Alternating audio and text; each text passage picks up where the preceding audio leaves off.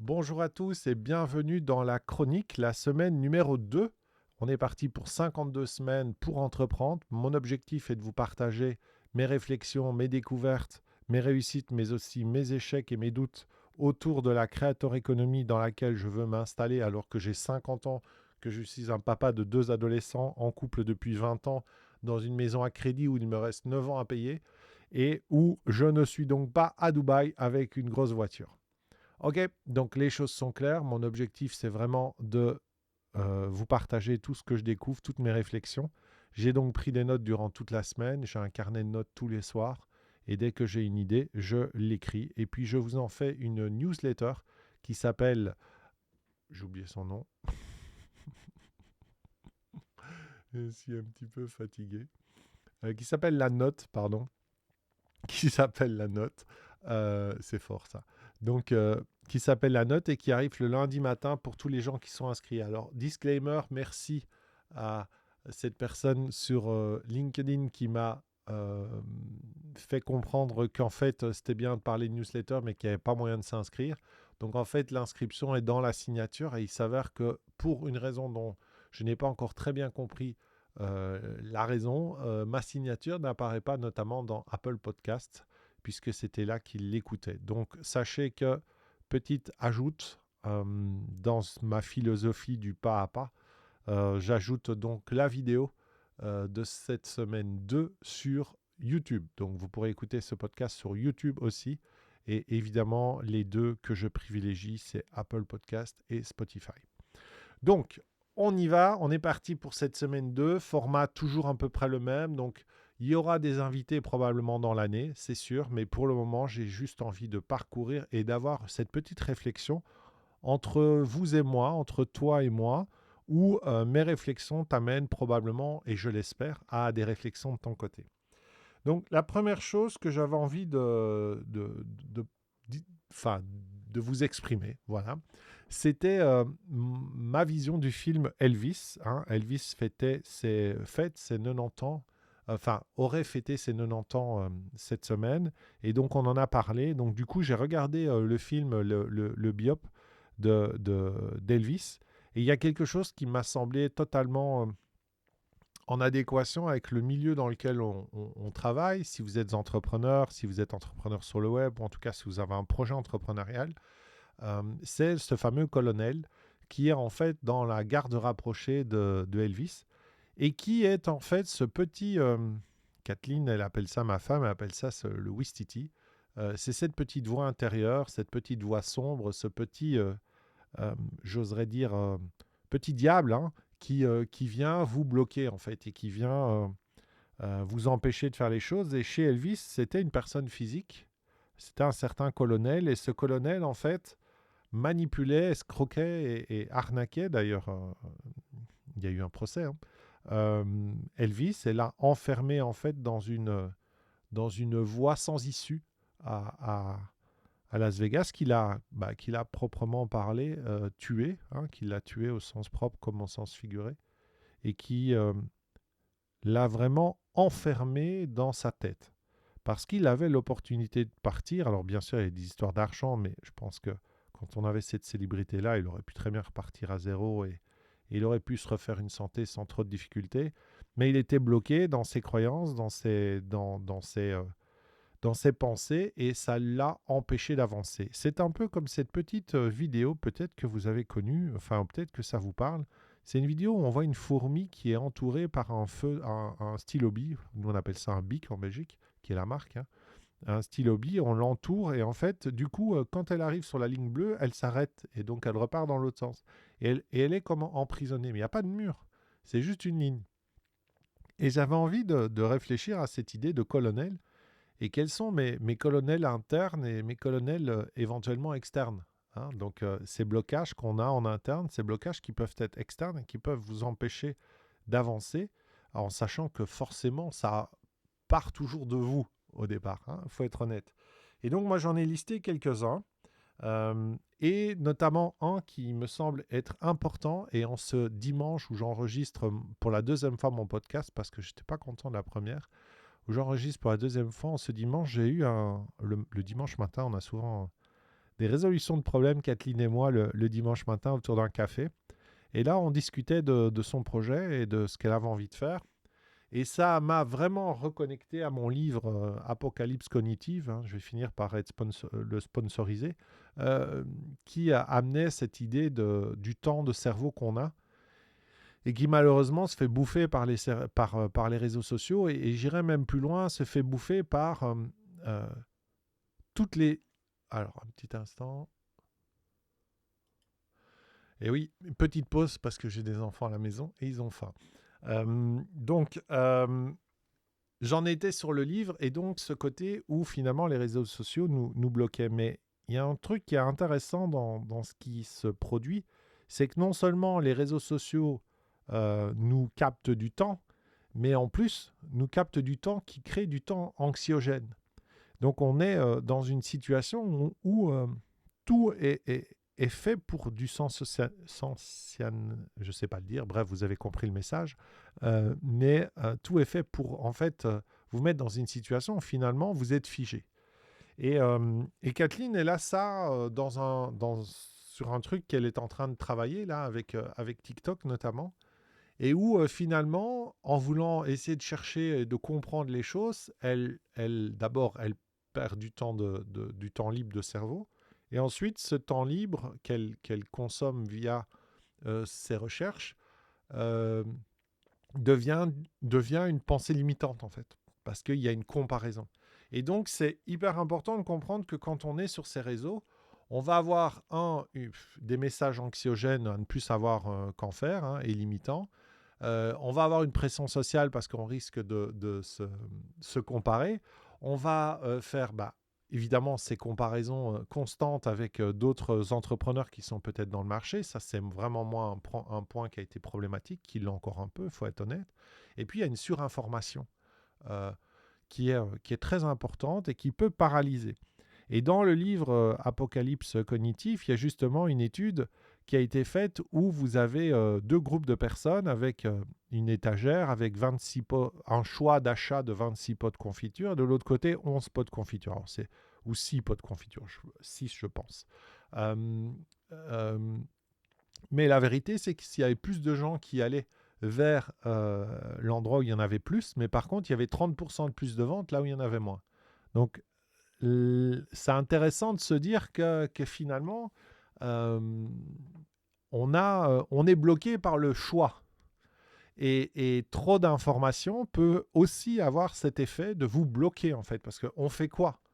On fait des tunnels de vente, on fait du low ticket, on fait du high ticket, on fait du middle ticket, on fait pas de site web, un site web, les IA, pas les IA, bref, vous entendez tout et son contraire, et systématiquement, ce que vous entendez va dans la direction, évidemment, du produit dans lequel les gens veulent vous embarquer.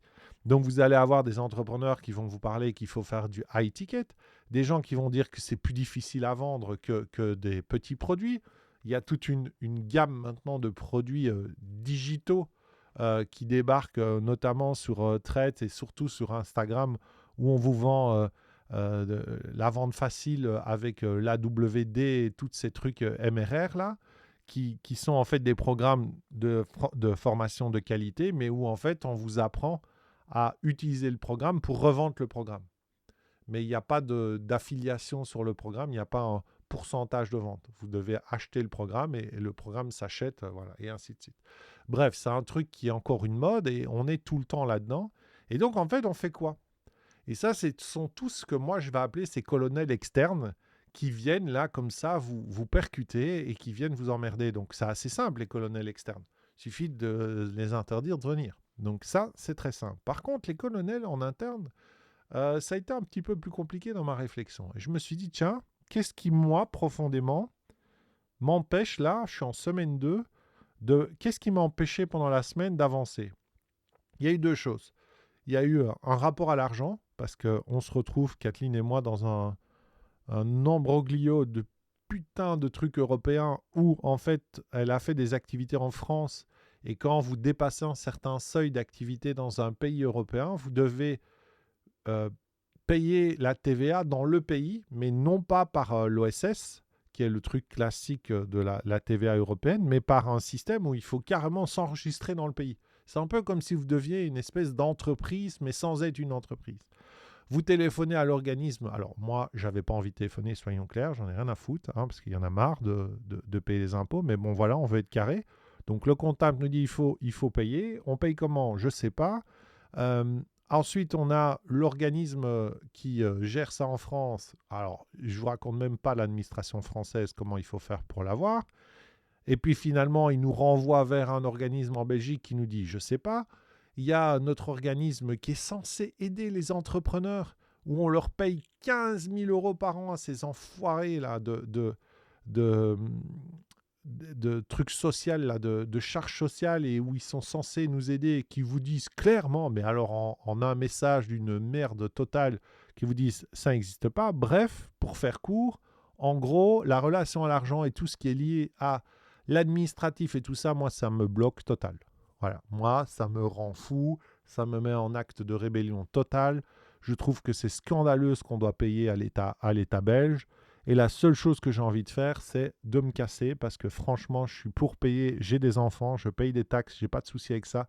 Mais quand je vois ce qu'on en fait et surtout ce qu'on me demande, alors que d'autres qui gagnent 10, 20 fois, 100 fois, 1000 fois plus que moi, mais qui peuvent, eux, se payer des avocats fiscalistes, se retrouvent à payer des sommes dérisoires pour le montant qu'ils ont engrangé. J'ai du mal. J'ai beaucoup de mal avec ça et voilà. Mais c'est donc, voilà, vous voyez que ça me bloque en fait. Je ne devrais pas passer du temps à ça en fait. Je devrais lâcher prise, faire du business et trouver les solutions. Mais ça me titille, vous le sentez bien dans ma voix que ça me titille. Et puis il y a l'acceptation de soi qui est pour moi en fait encore un point important, même si vous me voyez ici avec ma casquette, mon look un peu... enfin pas un peu, mon look un motard rebelle, parce que c'est moi, mais quand même ça reste encore un peu compliqué. La semaine passée, j'ai eu un message d'une ancienne cliente et quelqu'un que j'apprécie énormément, mais je sentais bien, c'était super intéressant, que le mot rebelle avait une connotation chez elle. Ça avait une connotation de quelqu'un qui crie, qui fout le bordel, qui casse tout. Voilà. Et je me souviens un jour dans un mastermind au Canada, j'avais acheté un pull où il y avait Troublemaker, donc le faiseur de troubles, d'accord. Et je me souviens encore que mon mentor, quand il avait vu le pull, il m'avait fait un visage qui était un visage de non-acceptation en fait du truc, quoi. Et il dit ouais, c'est peut-être un peu fort. Je l'avais ressenti comme ça. Et donc je vois bien que ça peut être encore des croyances limitantes, en tout cas des blocages chez moi, d'accepter clairement et 100% qui je suis. Donc voilà, c'est mes colonels à moi.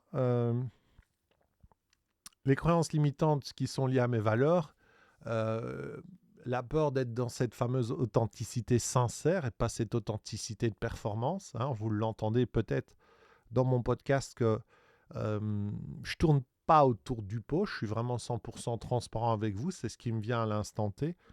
J'essaye pas de construire quelque chose pour que ça donne un peu comme la fameuse histoire qu'il y a entre les deux créateurs de Villebrequin, là où cette semaine, il y en a un qui a achevé l'autre, en fait, hein, pour être tout à fait transparent, mais parce qu'il y en a un qui a joué une authenticité de performance. Je pense qu'il y a une partie de lui qui est clairement pas...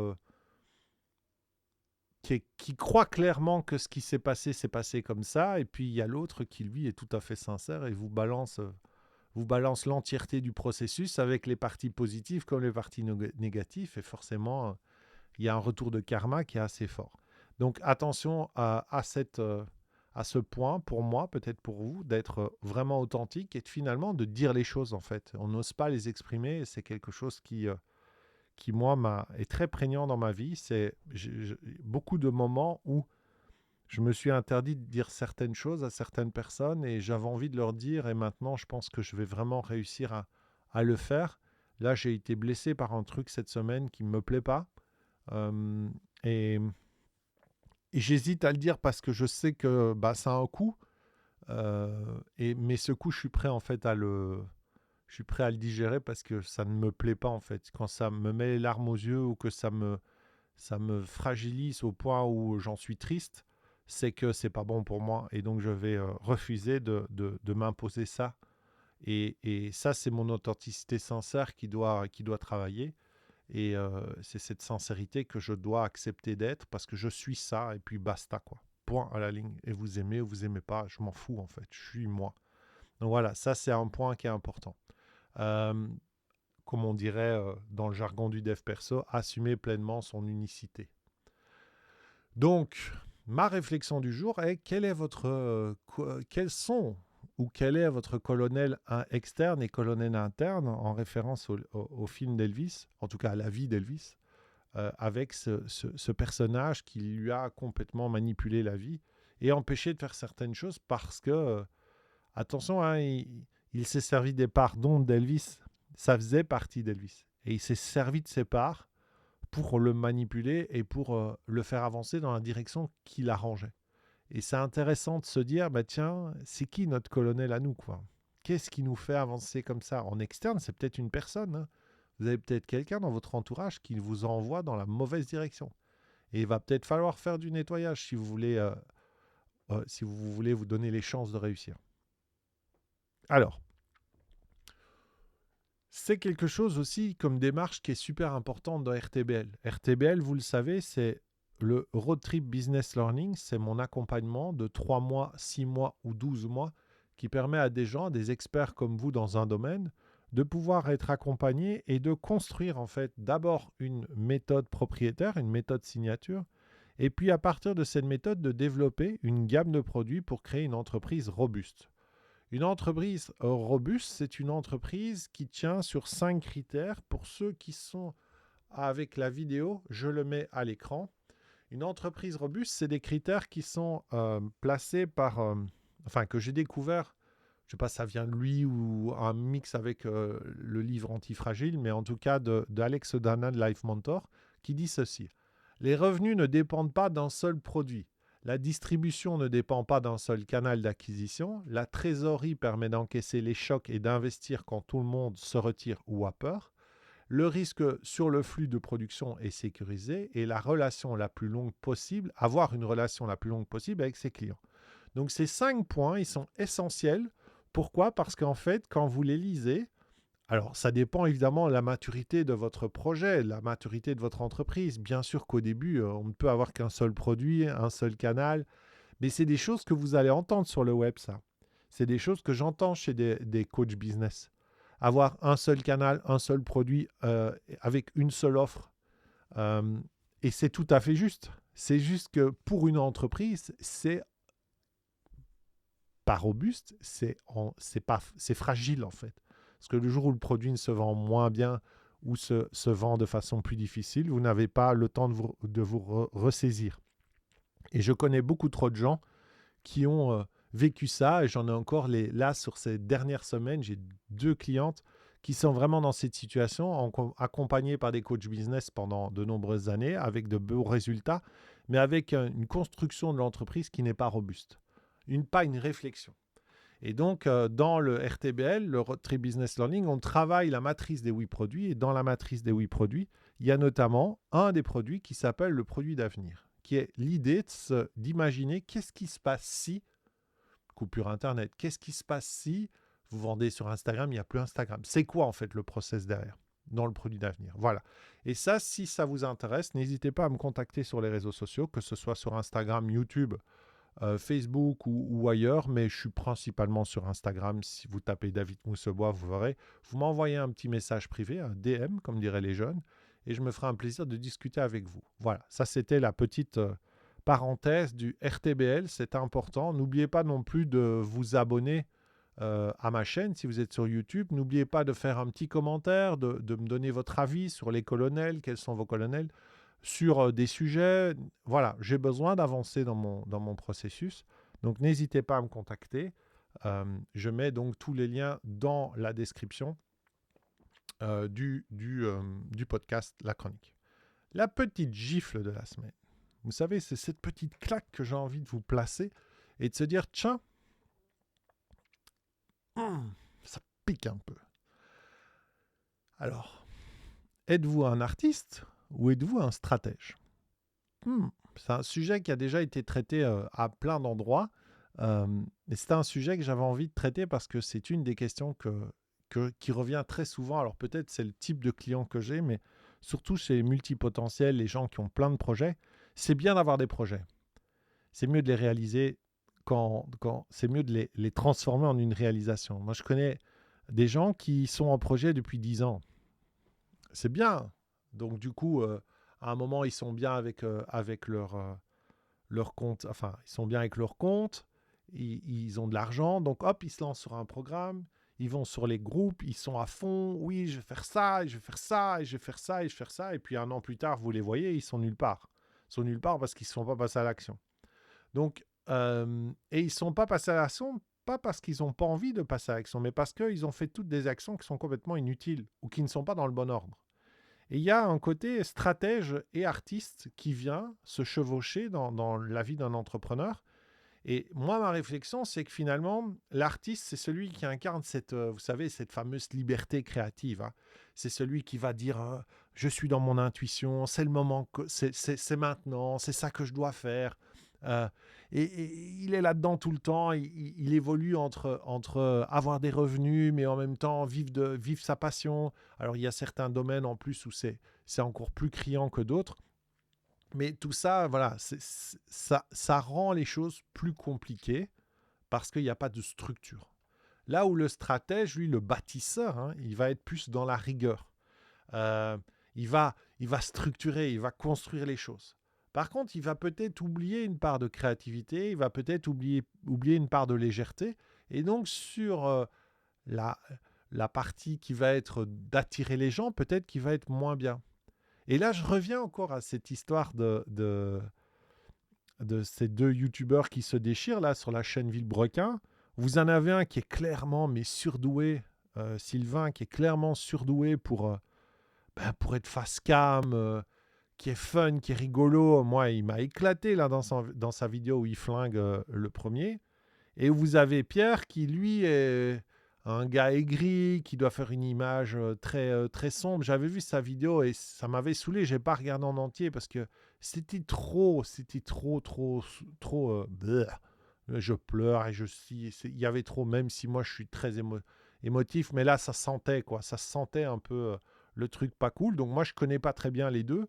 Mais en gros, voilà, on voit bien qu'il y a deux personnalités totalement et diamétralement, bref, vous mettrez ça avec le premier mot que j'ai pas trouvé, différents, et que donc voilà. L'idée, c'est de se dire, tiens, est-ce que je dois être stratège ou est-ce que je dois être artiste? Et en fait, un entrepreneur, c'est un mix des deux. Il n'y a pas, en fait, vous savez, c'est jamais... je pense pas que dans ce podcast, on sera dans la cristallisation. Je pense qu'on sera dans la sincérité, probablement des fois dans la vulnérabilité, mais surtout avec de la hauteur. Je pense que c'est ça. La blessure que j'ai cette semaine, personnelle, elle est liée au fait que j'ai des gens autour de moi qui ne prennent pas de la hauteur. Et ça me choque et ça m'attriste d'entendre ce que j'entends parce que je trouve pas ça assez intelligent. Voilà. Et j'ai décidé que j'allais m'entourer de gens intelligents. Et tant pis, ça me coûtera ce que ça va me coûter, mais je veux des gens intelligents.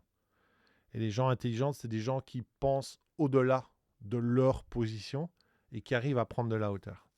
Et ici, c'est pareil. Je pense qu'il faut prendre de la hauteur entre l'artiste et le stratège. Ben, il faut les deux, en fait. Il faut bâtir. Par contre, il y a une approche qui est peut-être un peu différente. Là où l'artiste va peut-être, je pense, ça serait intéressant de peut-être avoir un job qui lui apporte une certaine sécurité financière, un job et de faire un projet en side business parce qu'il va y avoir plein de projets et tout, ça va être compliqué. Donc financièrement, ça peut être tendu. Peut-être que c'est mieux de fonctionner comme ça, de créer des micro-objectifs plutôt que des choses trop grandes parce que du coup, il va s'échapper et partir dans d'autres directions. Il y a aussi un côté peut-être trouble de l'attention que je mélange avec le côté artistique, ok, ce qui n'est pas qui n'a rien à voir, on s'entend bien. Euh, et peut-être de construire une audience progressive sur tout ça. Là où le stratège, lui, va plus bâtir avec peut-être se mettre 6 mois de salaire ou 12 mois de salaire pour partir un an complet, réduire les charges, il va créer un plan d'action clair et précis. et il va se structurer. Je pense que les deux sont super intéressants s'ils arrivent à trouver le bon équilibre. Donc, prendre le choix de le faire en side project ou prendre le choix de le faire full-time. Mais dans les deux cas, prendre l'énergie de l'un et de l'autre.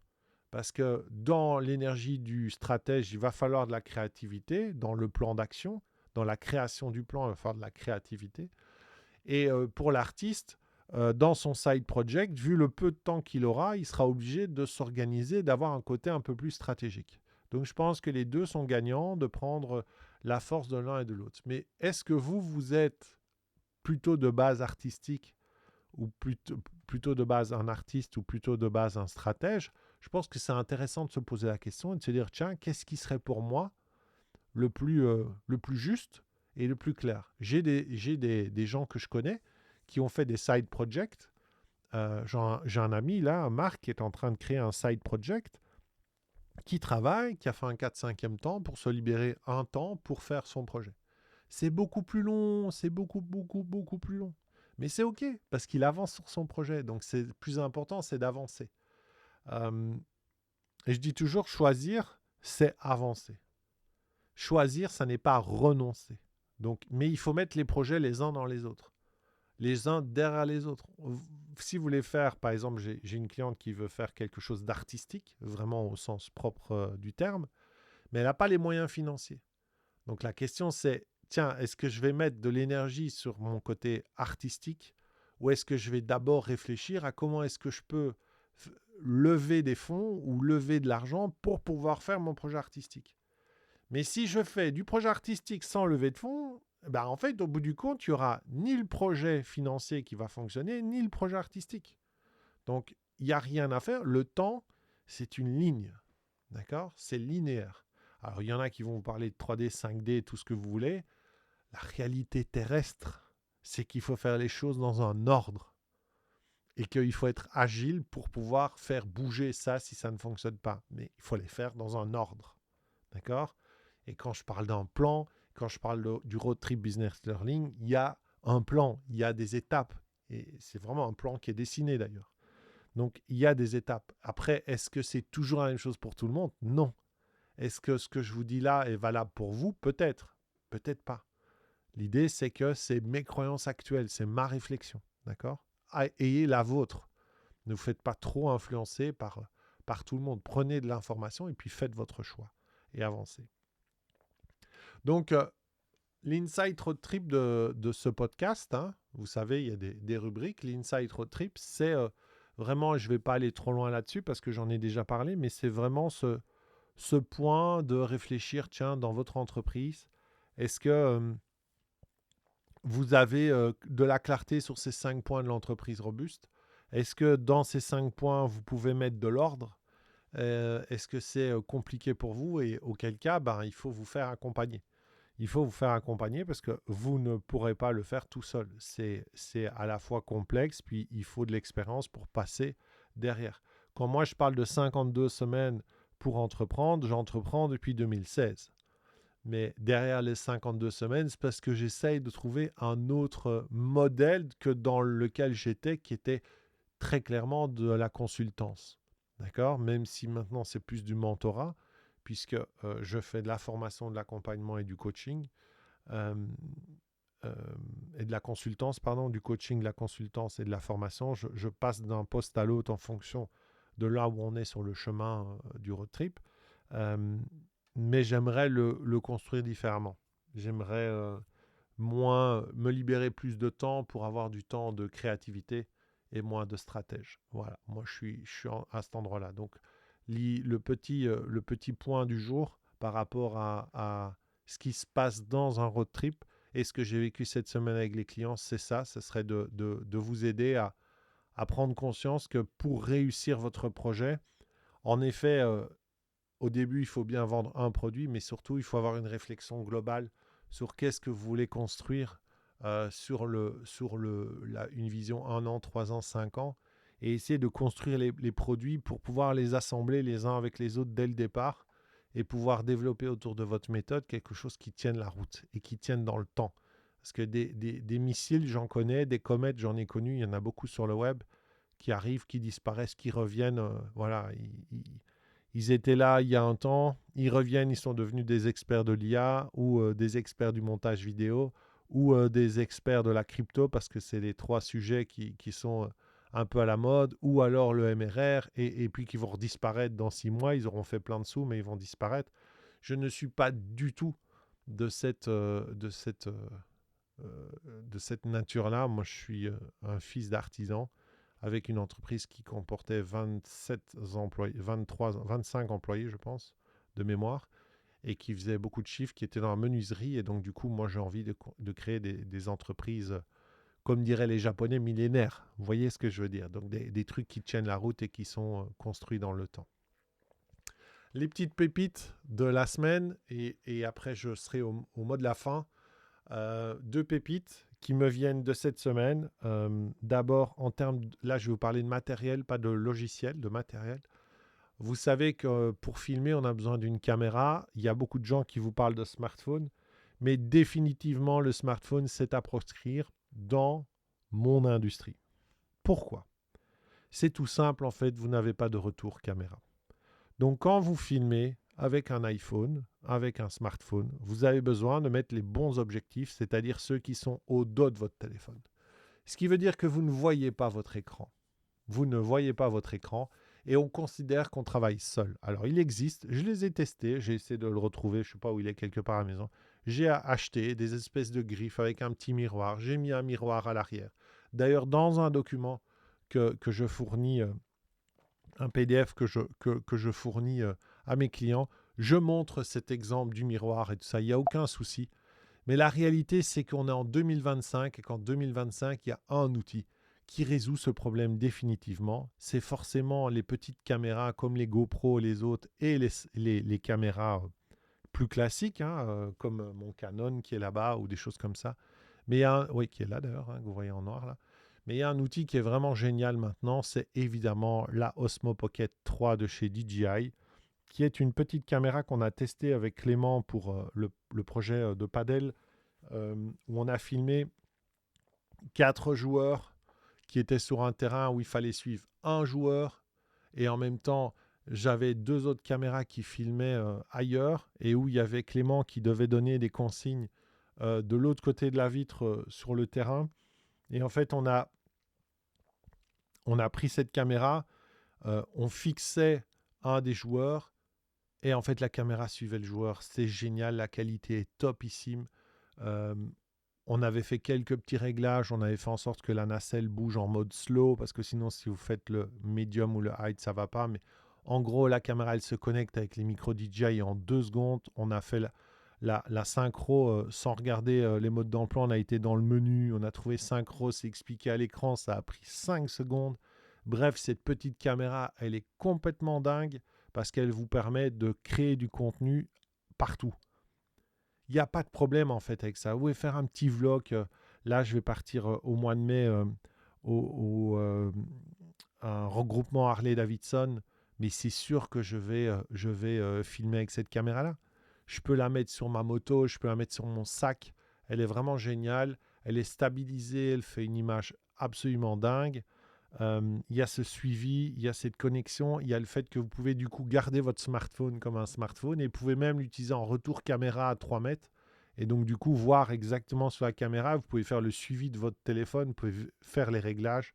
Donc la DJI Osmo Pocket 3, si vous voulez créer du contenu et que vous êtes seul, vous êtes en mode solopreneur, qui est un peu aussi le principe de ce que je veux vous partager. Je ne veux pas développer une équipe, je ne veux pas du tout, je veux être cool avec ma femme, avoir de temps en temps des freelances, travailler avec quelques personnes, mais je veux surtout être cool.